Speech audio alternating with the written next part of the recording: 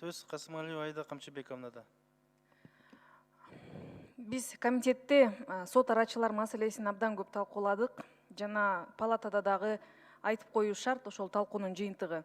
Негизи узартып эле келатабыз, буга чейин сот арачылар институту иштеп кеткен жок Кыргызстанда. Хотя ошол сот реформасынын өзөгү катары сот арачылар болушу керек эле. Бул жерде биз комитетте талап койгонбуз, ушул сот арачылардын иштебей калышына күнөөлүү болгон жооптуу жетекчилер жазасын алышы керек.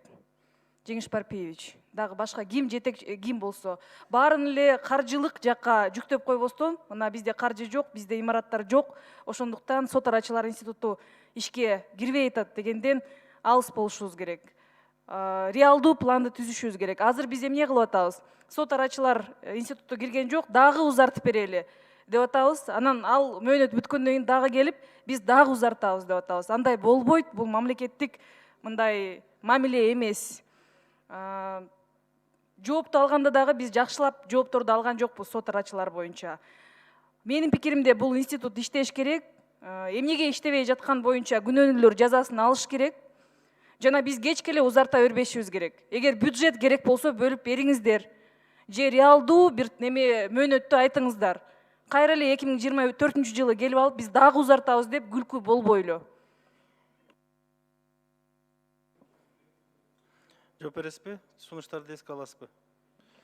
Урматтуу Аида Камчыбековна, эми бирөө күнөөлүү деп айткандан мен алысмын. Себеби бул жерде Эмнеге алыссыз? Бирөө күнөөлүү да эмнеге ишке кирген жок? Күнөөлүүсү бар да. Же биз күнөөлүүбүзбү? Жок, күнөөлүү эмес деп атпайсызбы? Комитетке келдиңизби өзү? Себеби бул жерде 139 миллион акча бөлүнгөн. 39 миллион эмнеге жетет? Ал кайра кайтарып берилет бюджетке. Иштетилбей. 139 миллион акча бөлүнгөн, анан тийиштүү жумушта жүргөн, бирок да эки эле имаратка бул жерде Бишкекке. Жеңиш Парпиевич, сиз комитетке келген жоксуз, Жок. Анда ошол бардык талкууну билбей туруп эле бул жерде уят болуп жооп бербеңиз. Хорошо.